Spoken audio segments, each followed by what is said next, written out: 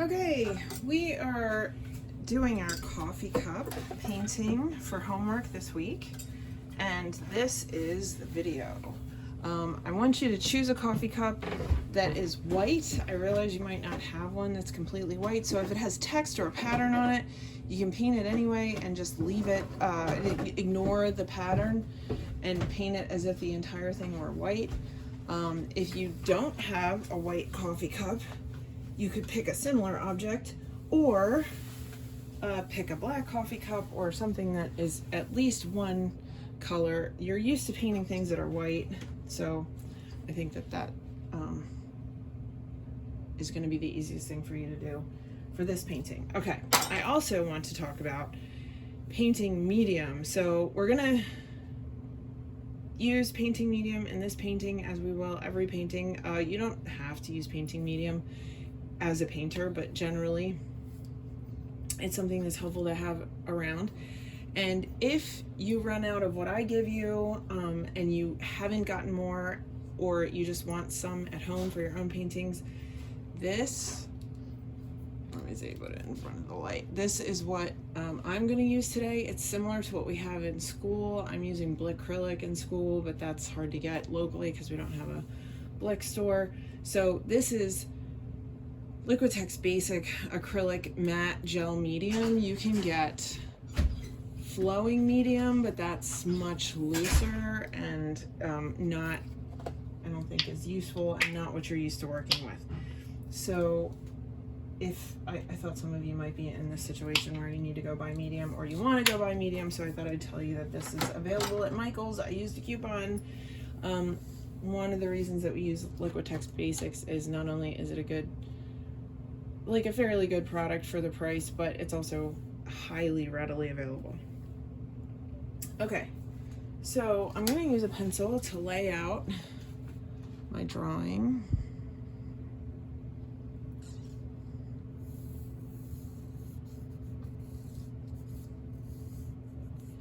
And I'm going to observe the basic shapes.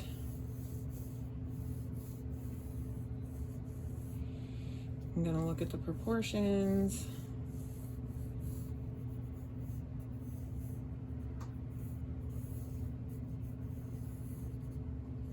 And I'm going to put in the cast shadow. I've got to look at the intersection points here. Okay, so this shadow goes back a little bit, and this is kind of a soft shadow on the edge there. Okay, and the darkest dark isn't quite black. I would say it's right here in the umbra, and we might not actually put straight black on here. So I am going to mix two colors to make our three original values. I'm going to mix a medium gray, and then I'm going to mix a dark gray instead of using black as my darkest dark, because I think that will be more useful. And this is the situation that we're encountering at school, where we don't really have black. Okay, so I'm going to call this my medium gray, if we can get it to finally mix. And we're going to do this painting pretty fast. If you want to spend 3 hours on a painting, I think that's great. But for this assignment, I would rather you do 3 paintings that take an hour than do 1 3-hour painting. There's nothing wrong with doing 3-hour paintings, but I want us to make sure that we're learning to pick up the pace of laying in the painting and getting it finished. We can always slow it down, but I want you to force yourself to speed up for these next couple of exercises. And there's a whole world out there to paint, so nothing's stopping you from painting for as many hours a day as you have available, but for this painting I want you to move pretty quick. So I have 3 tones. I have white, mid-tone, and then my darkest dark is like this charcoal gray instead of completely black. And I'm gonna lay these in.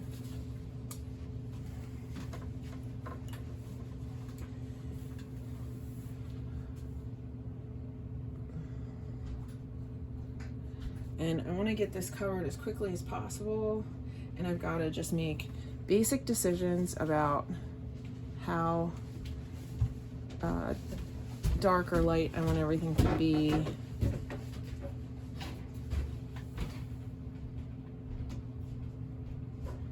So some things I'm going to have to shift up to being a medium gray, and other things I might have to shift darker, or I might have to shift them up to being the lightest light, but I'm just going to get this laid in here in 3 values as quickly as I can.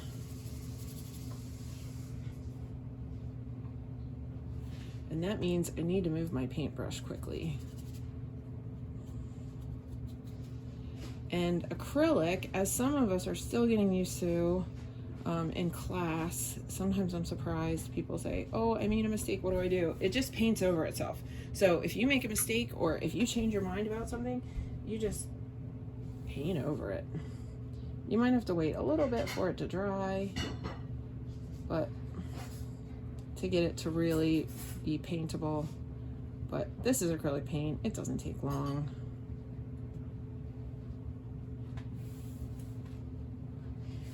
And so we're doing this painting because this is similar to light and shadow on a sphere, but we're going to actually paint an object. And this is going to apply our concepts of light and shadow on a sphere.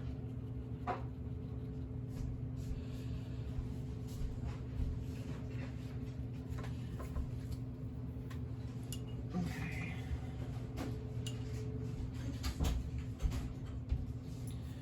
I'm just going to head in here with white. And I want to get the whole surface of the painting covered as quickly as possible. Okay, so my paintbrush is dirty. So what I'm going to do is I'm going to switch paintbrushes. I'm going to get another one that I'm going to use just for white. Okay, that's a little better.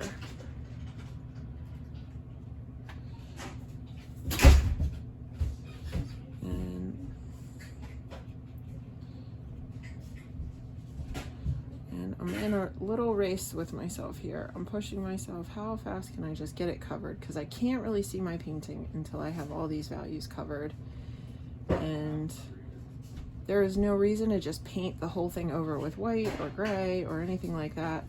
Actually, that's not true. There would be a reason to paint all over with gray if you wanted to have a mid-tone. But that's the advantage of our paper that we have that's a little bit toned.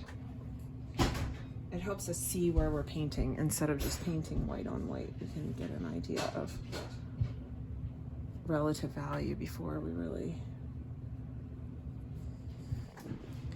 are fully into the painting. Okay, so as I'm painting more, I'm seeing more subtleties and shifts of value. And I'm gonna go back and capture those. Okay, now I'm switching back to my mid-tone brush because I'm gonna call this a mid-tone back here. Because as you can see, I've got a contrast between the white of the inside of the cup and then the background wall. So I purposely shoved my paper up against the wall so that I would have all white to look at. And let's see, I'm looking for an intersection point here. Okay, I've got kind of a dark line here where the wall meets.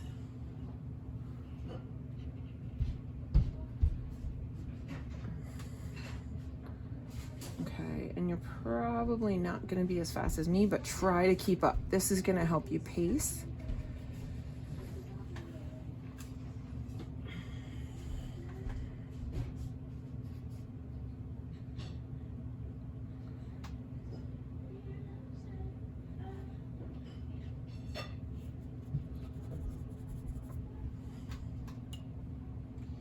And you can see, I'm starting to be able to see the painting a little better now that I've got all of these values in here.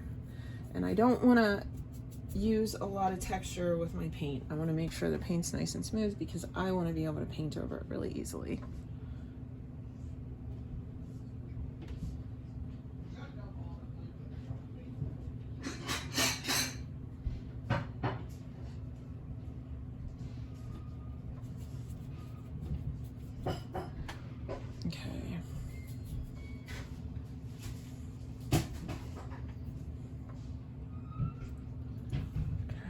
Call this the lightest light back here.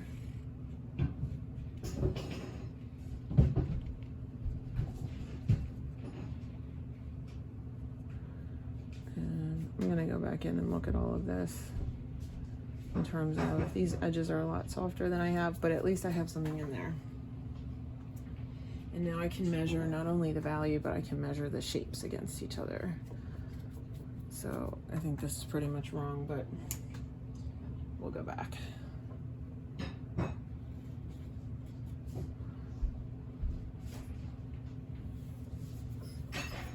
And then in order for this white of the piece of paper to show up against the white of the cup, I'm gonna have to put a dark value in there.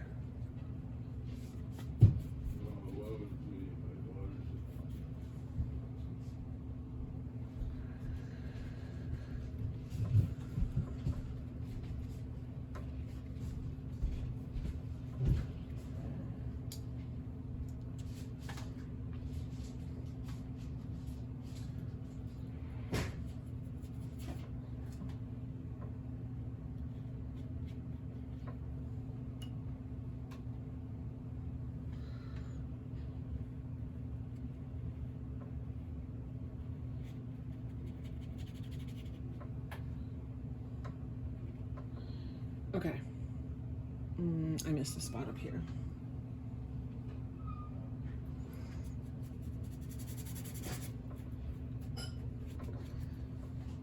And I'm changing directions with my brush a little bit just to smooth this out and even it out. Okay, so we got something here. I've got to go in with a little bit darker color here around this rim. I think is going to be critical, and I'm going to start it now. So this line right here,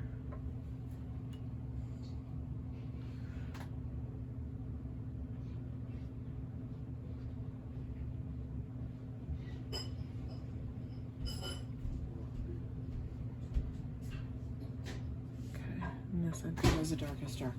Okay, so I've got an underpainting and I'm started. And let me look at my watch. I'm not sure which that was maybe 10-15 minutes at the most. So now I'm going to go in and I'm going to refine some of these shapes because I have a basic structure. But first, before I go in and do that, I'm going to add some more values to my palette. Ooh. Okay. So I've got, this is medium over here, by the way, and again I have black and 2 whites, so that way I always have a clean white. Well, not always, eventually I'll run out, but I've got my dark, this is what I'm calling my darkest dark, and here's my mid-tone gray, which isn't quite a mid-tone. It's a little too dark to be a mid-tone in between this color and this color, but that's all right. I'm gonna take some of this and I'm gonna make 2 more stages of light gray, and actually what I'm going to do in this situation, you've got to use your judgment based on what you see in front of you, but I'm going to shift this one down to not be the mid-tone. It's going to be one below the mid-tone. I'm going to move this one over here. So that's my darkest dark. And then I'm gonna mix one lighter than this. Let's see. So I'm gonna put some white in here and just shift it up just a little bit.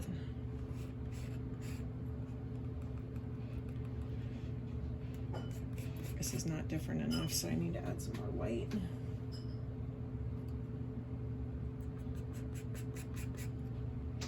And and the black is a lot more powerful than the white, so keep that in mind when you're mixing. Your proportions are gonna be maybe different than you would expect. Okay, so I'm gonna call this my darkest dark, this my next darkest, and then this one is gonna be the one before midtone. So I don't have much of that left. I'm gonna mix a new midtone that's a little bit lighter than this original midtone that I made. Can you see? I think I've got shadows on here.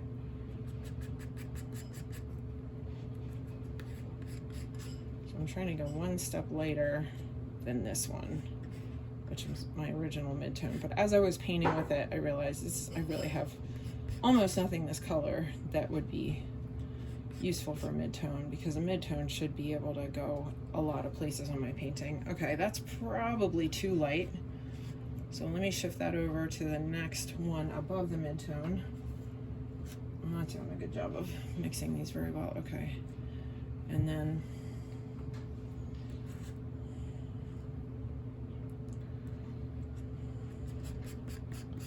I'm gonna remix here. Sorry about the shadow of my hand. Okay, but I'm trying to end, oh, there we go. That's what I need, I think. And then we're trying to make 7 values, and I don't exactly have them in order here, but I know where I got them from and what order they're in, so I'll review this for you. And I might have to mix this one again. We'll see how often I actually use it. Okay, so this is my darkest dark. It is not black. Okay, this is the next one up. Then I went to this one, which is originally my midtone. This is what I'm calling my midtone. So this is in the middle of the 7. I have 1, 2, 3, 4, 5, 6, 7. Okay, so white is still my lightest because this is a pretty high key painting. This one's I'm calling my midtone, then this is a step up, this is a step up, and then finally I have white. So this is what I have.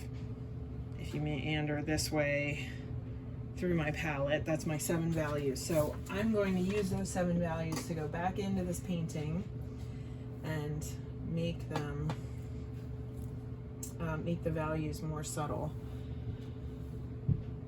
Okay, so this is my next to lightest one, and I want to get in this value that I see as being kind of in the middle of the cup, and then I've got some reflected light here. Because this is shiny, I also have some reflection of shape. Okay, so I'm gonna lay that in there. If I go down a little bit, I see a shape here. I'm just gonna play with this a little bit. I think that's the side of the table being reflected. Okay, here is some darker tones that are leading into this.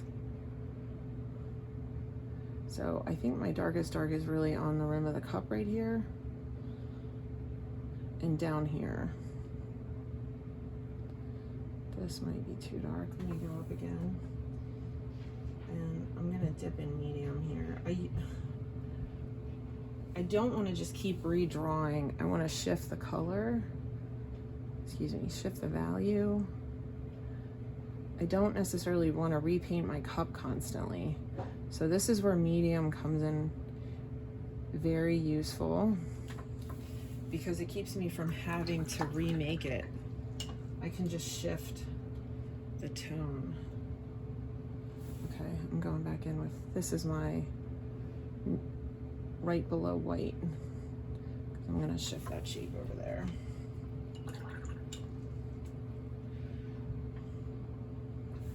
Okay, and I'm trying to keep it moving through here.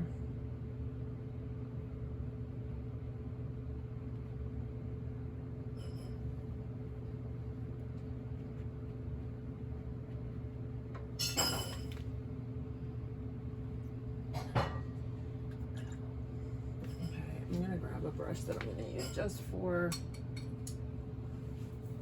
my darkest tone. So I'm gonna have 3 brushes in my hand.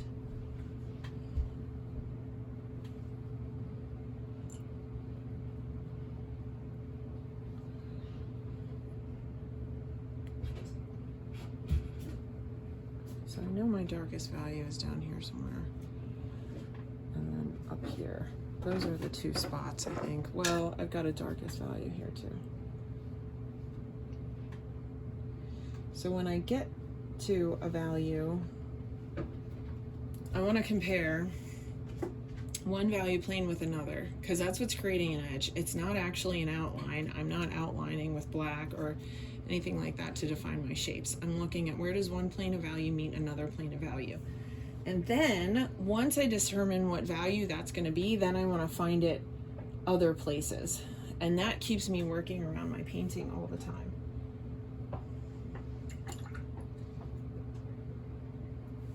So I'm not just working one area, I'm hitting the whole thing. And this is helpful because this brings unity to the painting, and it also is more efficient because I'm able to see, I'm not rinsing my brush as often.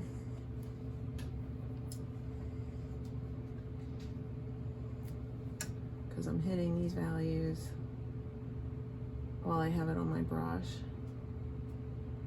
And then it also helps me see the relationships between things. Okay, I think I pushed that over too far.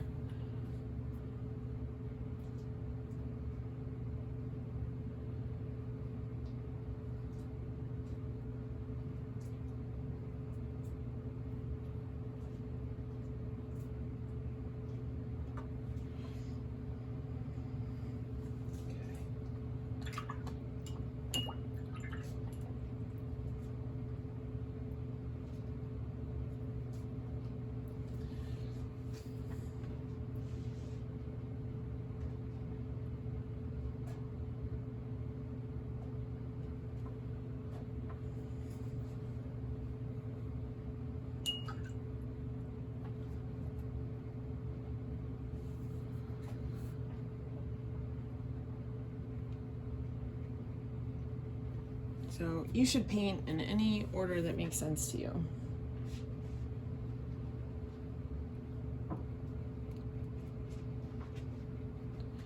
But you want to keep in mind that you're comparing planes of value and working all over the painting.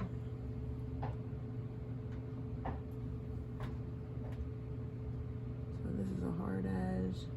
This wall is not as dark as I have it. I'm going to try to come in here and clean this up a little bit. See if I can shift this into more of what it should actually be. And again, we're trying to keep this painting moving. So I'm going to make fast decisions.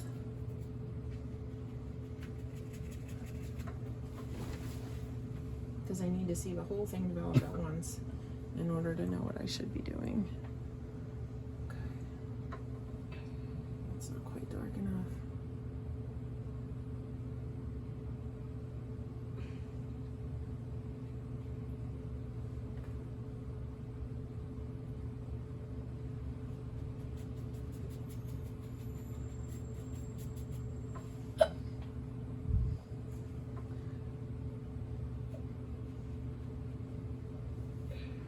Camera also may be looking at this a little differently than I am.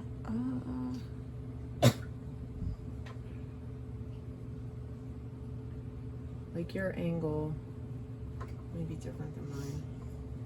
But we're basically painting together at this point. You should be looking at your coffee mug, and I'm looking at mine.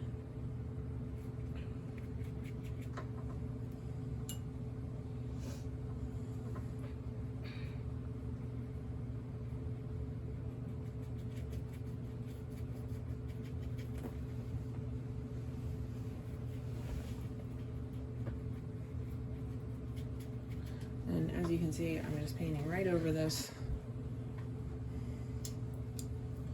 other paint. Okay, I think I have this ellipse wrong.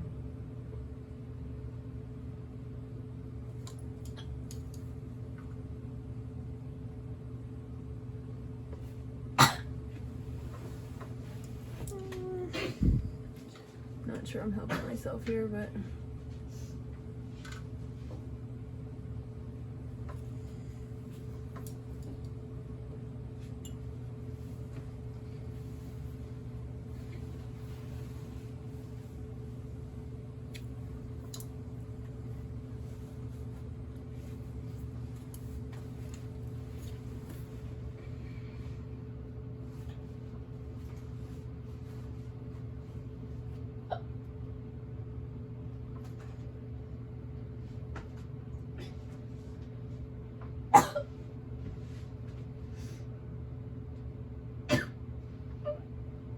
paint in a kind of awkward position to make these videos on the easel, so I apologize for like the weird brush angles. Okay, I think I got this a little wrong here.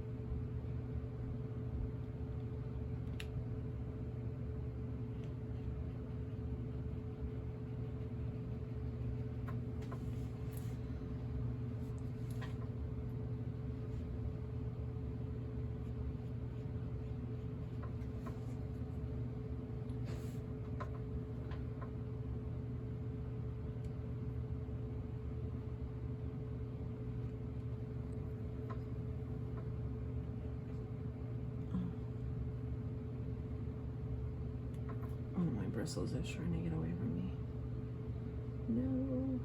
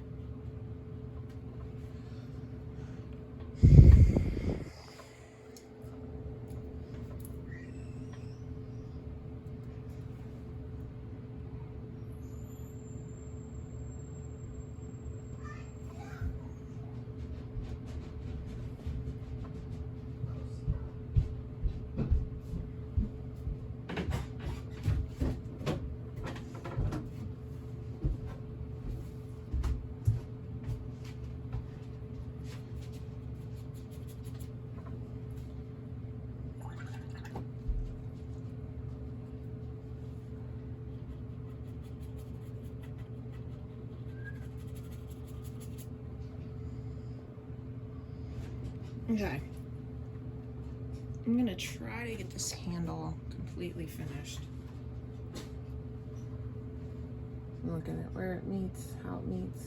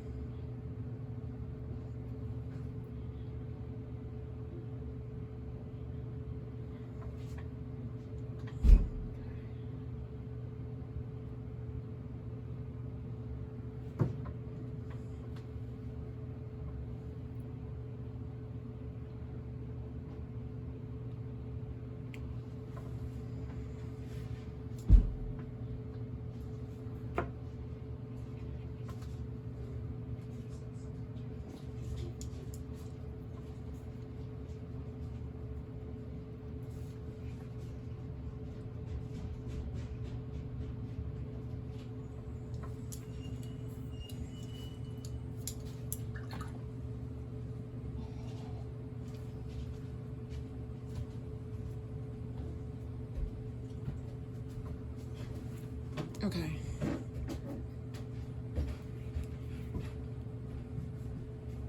And then I'm gonna finish up here with this cast shadow, which has a soft edge. So the way the lighting is in this room, it's got a lot of distortion. I've got multiple lights on. If you want to simplify this for yourself, have a stronger light source that's going to cast a stronger shadow.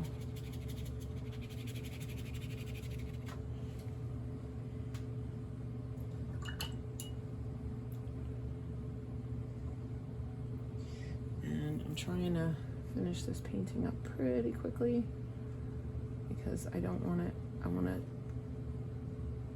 teach myself to keep a rapid pace, which is hard because painting is complicated, but we don't want to obsess. We just want to keep going, keep putting marks on the paper.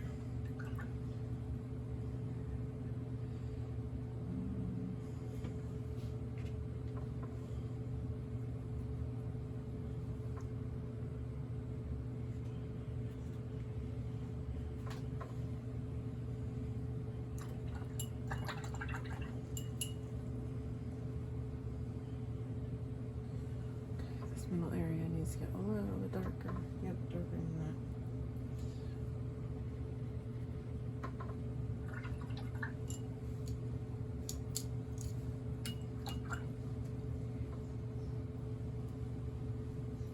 This is right below mid-tone. Yeah, there we go.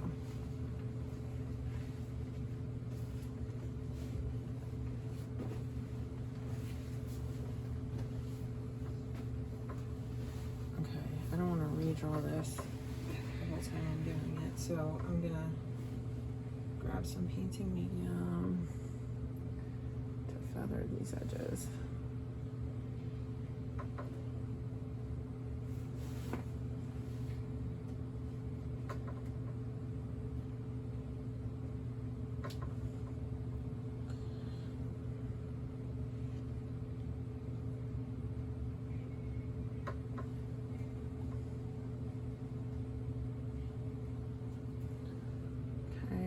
Shifting this tone with medium so that I'm not redrawing. I just want to change the value. Oh, it doesn't want to go dark enough. There we go. Okay, bring this up here. We got like this one area that kind of extends out.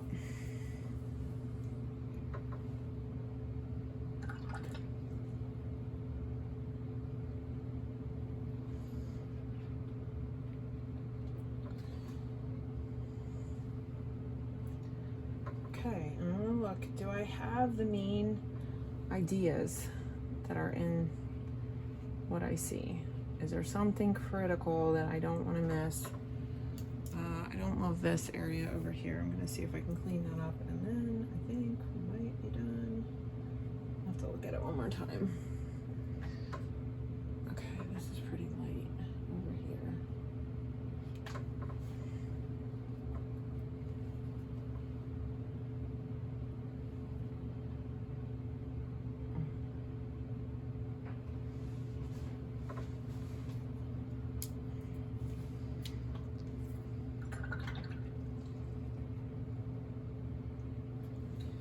This definitely goes from dark on the inside of this handle to light right there.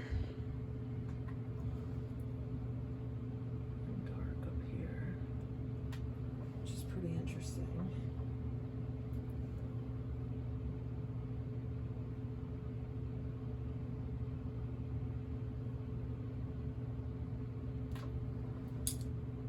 Okay.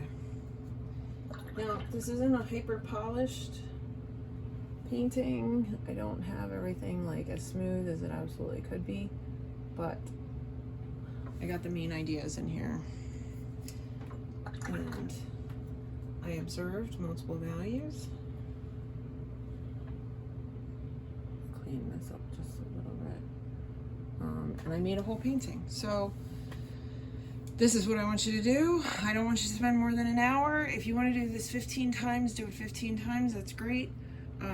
But I don't want you to make a long, slow painting. I want you to make a short painting. Okay? An hour is a short painting. And I just keep fussing with it. Okay. All right. So I'll see you guys next time.